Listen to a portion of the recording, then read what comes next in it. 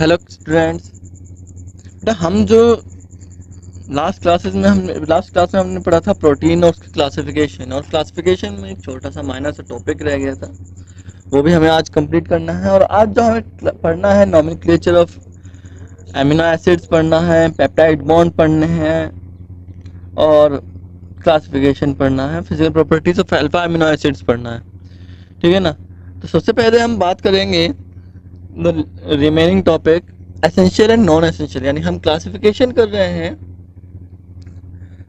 Topic क्या है आपका? Classification of alpha amino acids. Classification of alpha amino acids, और हम अल्फा एमिनो एसिड्स का क्लासिफाइड कर रहे हैं तो on the basis of their need.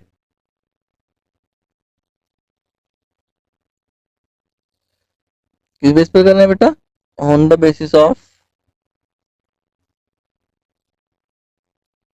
Their need. Need के बेस पे कर रहे हैं। नीड किसकी? ह्यूमन बॉडी की। ह्यूमन बॉडी में जो किसकी नीड होगी, किसकी नीड होगी नहीं होगी, इसके बारे में हम बात करेंगे बेटा। There are 20 alpha amino acids present in human body. There are 20 alpha amino acids present in human body. Okay.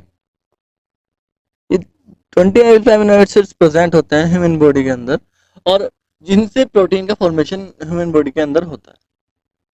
Is that clear? अब ये जो होते हैं, कुछ ऐसे होते हैं जिन्हें हमारी बॉडी सिंथेसाइज कर सकती है, और कुछ ऐसे होते हैं जिन्हें हमारी बॉडी सिंथेसाइज नहीं कर सकती। उसके बेस पर हमने इन्हें क्लासिफाइड किया है। First, the first classification, first type is essential. First type is essential amino acids.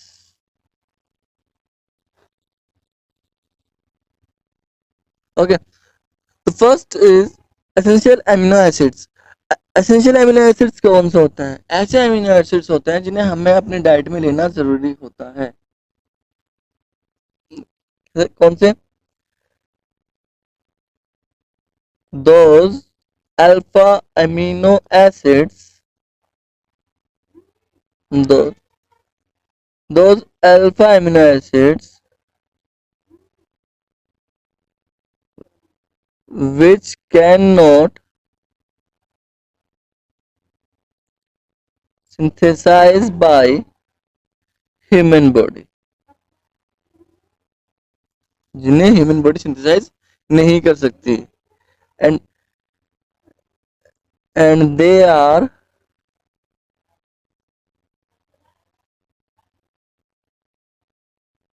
necessary, they are necessary to take in our diet. उन्हें हम अपनी डाइट में नेसेसरी, हमारी डाइट में वो उनका होना बहुत जरूरी है। अगर वो नहीं होंगे तो इसका मतलब है कि हमें प्रोटीन की डेफिशिएंसी ही कोई डिजीज हो सकती है। ओके, तो ये चीज आपको समझ में आनी चाहिए। फॉर एग्जाम्पल कौन कौन से हो सकते हैं? फॉर एग्जाम्पल वेलाइन हो सकता है, ल्यूसिन हो सकता है, आइसोल्यूसिन हो सकता है। ओके, और आपका लाइसिन हो सकता है, LILYSINE, लाइसिन हो सकता है। अर्जिनाइन हो सकता है, हिस्टिडाइन हो सकता है, and it is valine, leucine, isoleucine, lysine, arginine, histidine, कुछ भी हो सकता है। अगर हम बात करते हैं सेकंड टाइप की, तो सेकंड टाइप क्या बनता है बेटा आपका? Non essential amino acids. Second type क्या बनता है आपका? Non essential amino acids.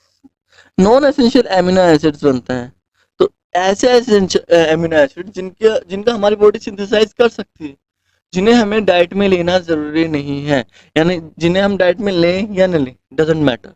हमारी बॉडी सिंथेसाइज़ कर सकती है और तो वो हमें हमेशा हमारे लिए हमेशा अवेलेबल है for the synthesis of protein. Okay, तो इस कौन क्या लिखेंगे इसमें? Those alpha amino acids, those alpha amino acids which are synthesized by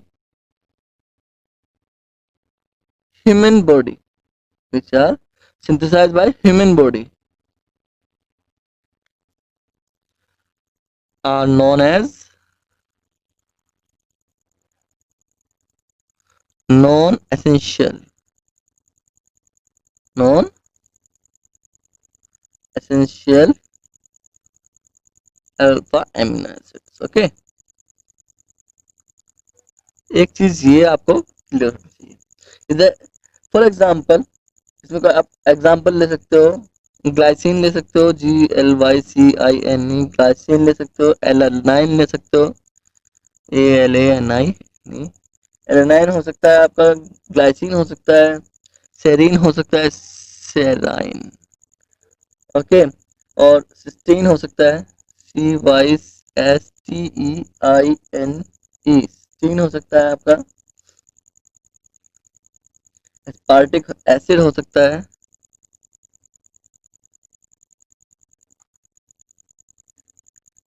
और एस्पेल्टाइन हो सकता है, ASPARGINE।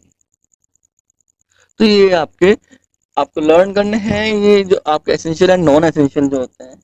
इनके लिए बेटा एक और चीज आपको बता दूं, अगर मान लो मैंने अभी डिजीज की बात की थी, नहीं कि अगर मान लो इनमें कोई भी एसिड हम प्रोटीन सिंथेसाइज नहीं हो सकता, तो प्रोटीन की हमारे डेफिशिएंसी से एक डिजीज हो सकती है।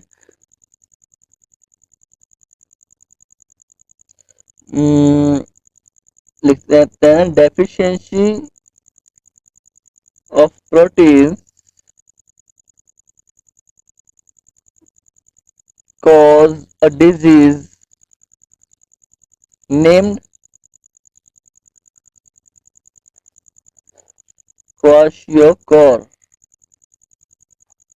क्वाशियोकोर, ये क्वाशियोकोर क्या होता है बेटा? इसमें जब ना, इसे कहते हैं, आप इसे दूसरे शब्दों में कह सकते हो अनबैलेंस्ड, हाँ, unbalanced water,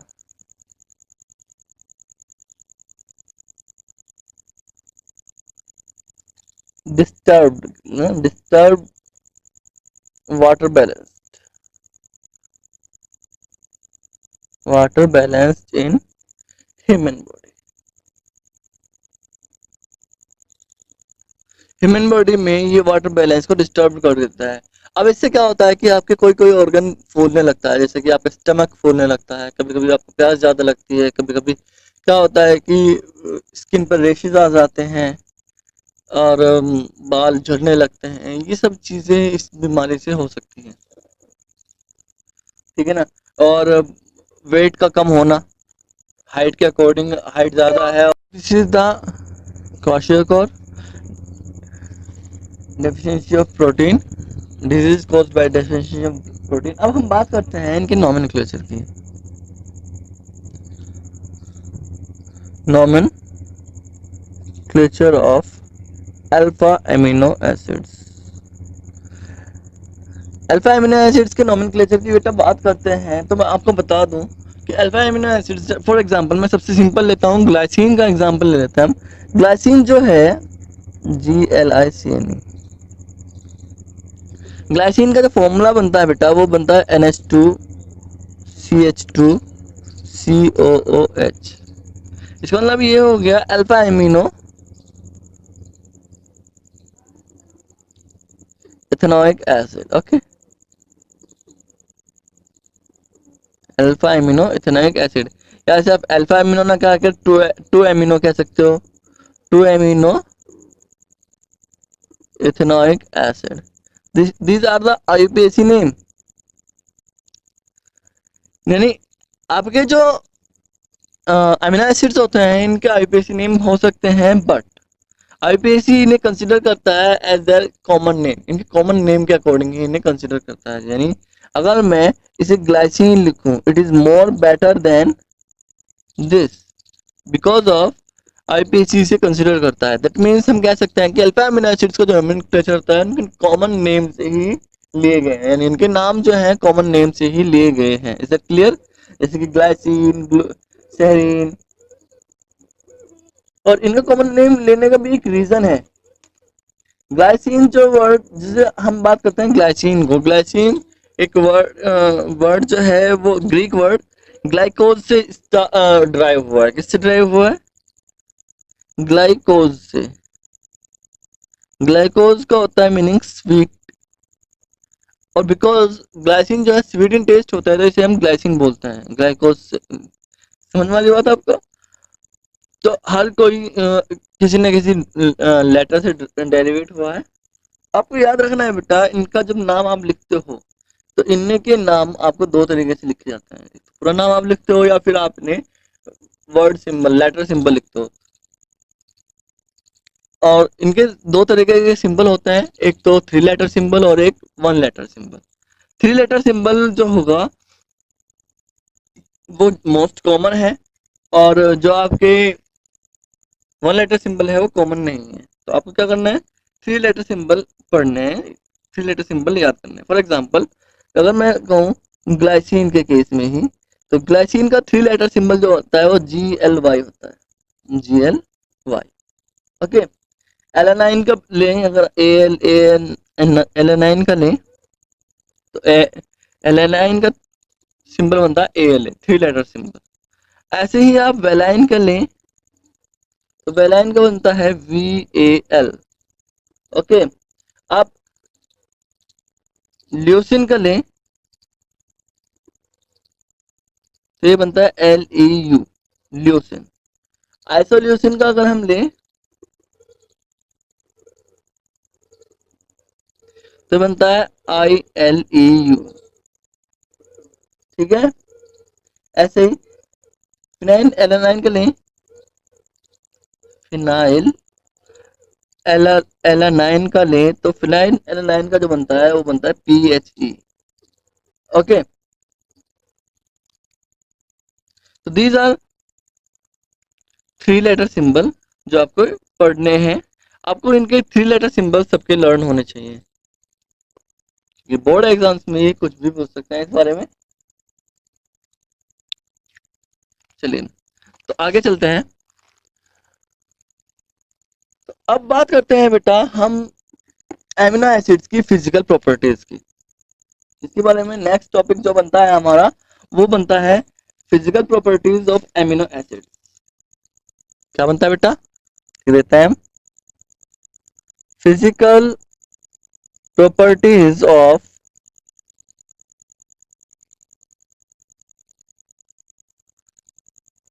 amino acids, alpha amino acids. There are physical properties. अगर हम फिजिकल प्रॉपर्टीज की बात करते हैं तो सबसे पहली बात अगर आपको पता है कलर नॉन कलर की बात होती है। तो एमिनो एसिड जो होते हैं ये कलरलेस क्रिस्टलाइन सॉलिड्स होते हैं।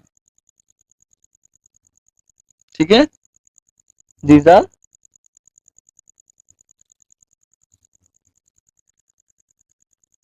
Colourless crystalline solids. These are colourless crystalline solids. Colourless होंगे, क्रिस्टलाइन सॉलिड्स होंगे एंड वोलेटाइल इन नेचर। अगर आप इसे देखेंगे these are non volatile in nature. These are non volatile in nature. Second की बात करते हैं बेटा, मैंने आपको बताया था कि अमीनो एसिड जो है वो ज्यूटल आयन का फॉर्मेशन करते हैं। आयन का फॉर्मेशन करते हैं, that means these are soluble in polar solvent and insoluble in non polar solvent। ठीक है। दीज आर नेक्स्ट जो बनता है these are soluble in polar solvent and insoluble in non polar solvent। जो non polar solvent यानी जो organic solvents होंगे इनमें ये इनसॉल्युबल रहेंगे, ठीक है। लेकिन जो वाटर है या पोलर सॉल्वेंट है कोई भी, उसमें ये सोल्यूबल रहेंगे। क्लियर है। एक और चीज आपको बात करनी है, अगर मैं इनके एक्वस सॉल्यूशन की बात करता हूँ कि भाई ये एक्वस सॉल्यूशन जो होगा इनका वो कैसा होगा।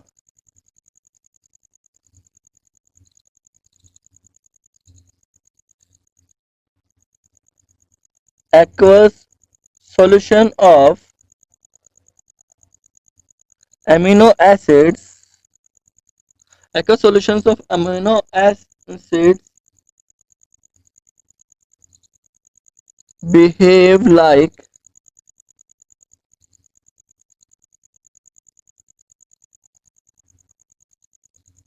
solution of substance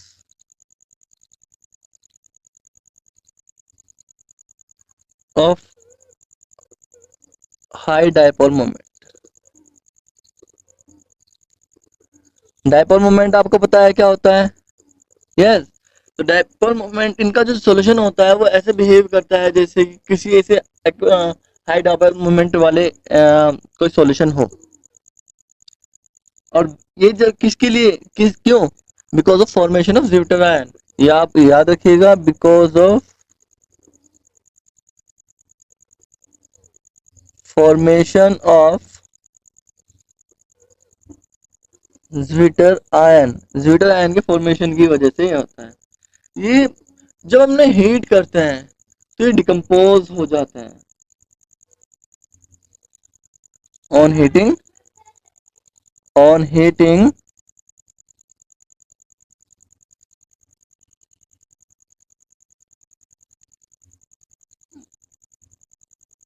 they decompose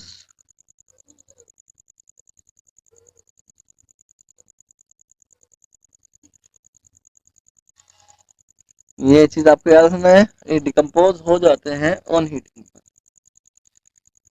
अब बात करते हैं कि इनका जो होता है मतलब कॉन्फ़िगरेशन की बात करते हैं। अमीनो एसिड जो होता है वे सब के सब कायरल होते हैं और इनमें DL कॉन्फ़िगरेशन हो सकता है।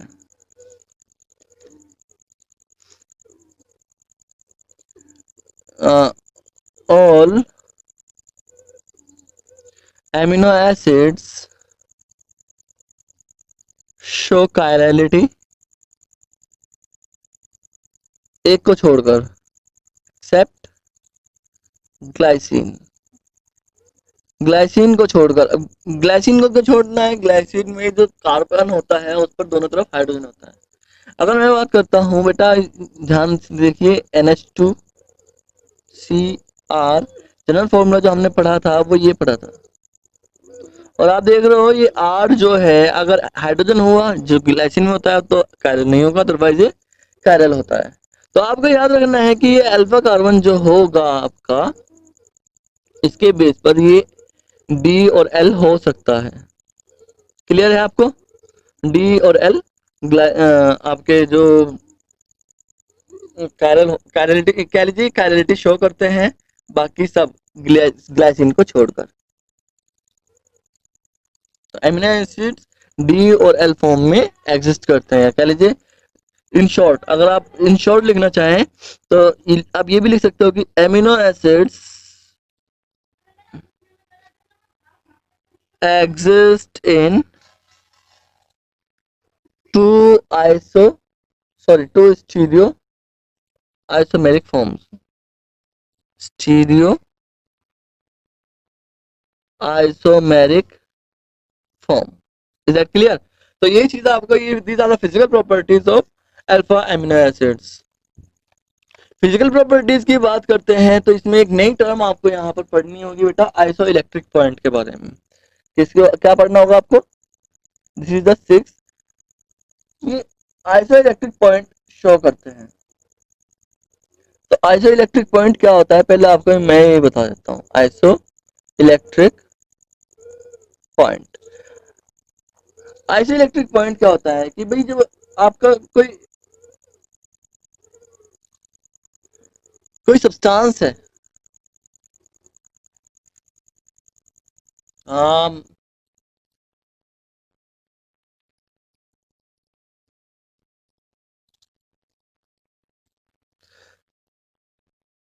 कोई भी एक, मान लो आपका कोई आयनिक सब्सटेंस है और आयनिक सब्सटेंस में जब आप इलेक्ट्रिक फील्ड में पास करते हो तो उसकी क्या होता है कि उसके आयंस एक एक तरफ से दूसरी तरफ चले जाते हैं और इसकी वजह से उसकी पीएच चेंज हो जाती है। Yes.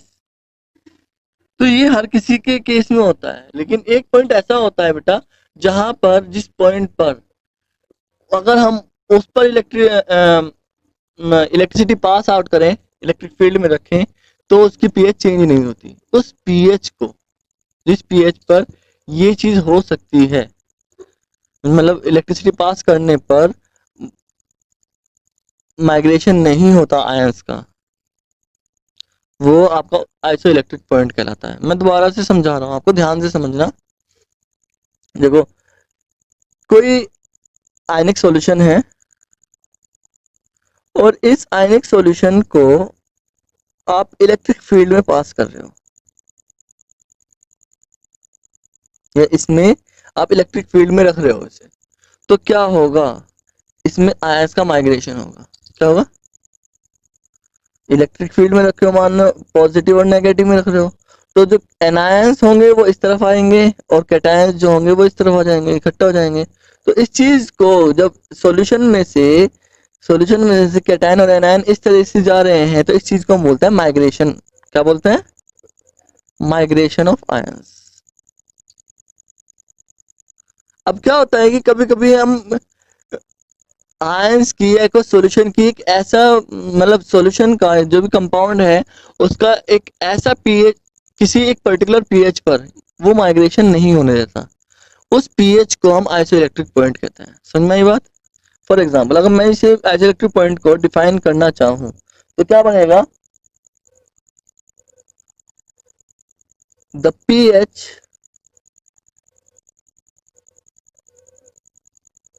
of aqueous solution of amino acids at which at which there is no migration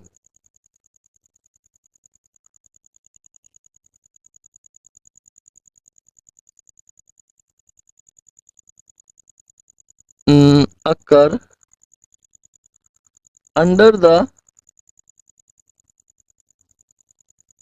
influence of electric field.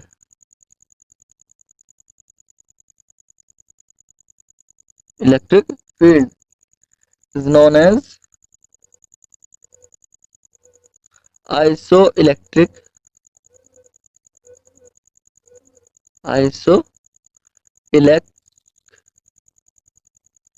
point. समझ में आया बात? यानी किसी भी एक्वस सॉल्यूशन की वो पीएच जिस पर आप इलेक्ट्रिक फील्ड में रखने पर उसके आयंस का माइग्रेशन नहीं होता, उसे उसका आइसो इलेक्ट्रिक पॉइंट बोलते हैं। क्या बोलते हैं? आइसो इलेक्ट्रिक पॉइंट बोलते हैं। और हर एमिनो एसिड का अपना एक आइसो इलेक्ट्रिक पॉइंट होता है, ये आपकी बुक में दिया गया है। आपको याद रखना है कि जो न्यूट्रल एमिनो एसिड्स होंगे उनका आइसो इलेक्ट्रिक पॉइंट 7 से कुछ कम होगा। समझ में आ रही बात? जो न्यूट्रल होंगे उनका उनका जो आइसो इलेक्ट्रिक पॉइंट होगा 7 से कुछ कम होगा, और जो बेसिक होंगे या एसिडिक होंगे उनका उसी हिसाब से होगा। आपको याद रखना है, for neutral amino acids isoelectric point always be less than 7. Okay, slightly less than 7 भी रहेगा, वो भी स्लाइडली, यानी 6 to 7 के बीच में रहेगा, यानी 6 to 7। एसिडिक के लिए जो आइसोइलेक्ट्रिक पॉइंट रहेगा वो रहेगा 3 to 5। ओके, और बेसिक के लिए जो रहेगा बेटा वो रहेगा 7 to 9 के लिए 7.6 to 10 ये ले लीजिए। तो ये चीजें हैं आपको याद रखनी है। ऐसे electric point less than 7, 6 to 7 रहता है न्यूट्रल के लिए, एसिडिक के लिए 3 to 5 और बेसिक के लिए 7.6 to 10 रहता है। ओके,